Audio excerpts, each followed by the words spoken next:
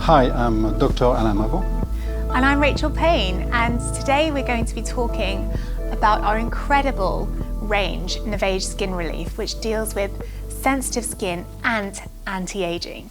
So Alain, let's talk about sensitive skin. I know that I often get sensitive skin around the cheek areas, a lot of my friends have sensitive skin, and my husband gets it from time to time shaving or in different seasons.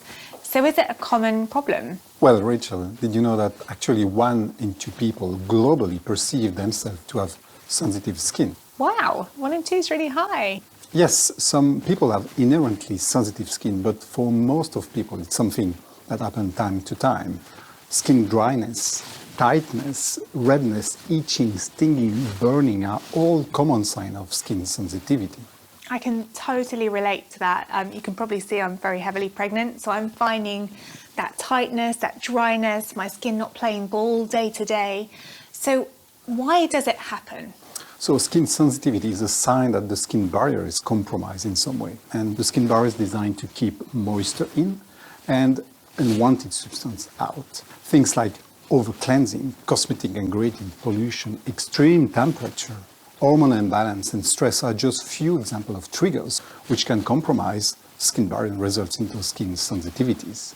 So if I'm experiencing skin sensitivity, what can I do about it? What are the tips that you have? See if you can work on what your personal triggers are and what you can do to avoid them, as we are all unique, So you might need to be a bit more gentle with your cleansing to get better sleep or to avoid certain cosmetic ingredients or overloading your skin with too many products. And if you feel like you're having long-standing and extreme problems, it's a good idea to go and see a dermatologist for advice. What about skincare products? Because finding products that work for you, that are kind on sensitive skin and that don't aggravate it, it seems like a minefield, that you end up spending too much money, you end up perhaps wasting products. So, what is a great way to start for a sensitive skin routine?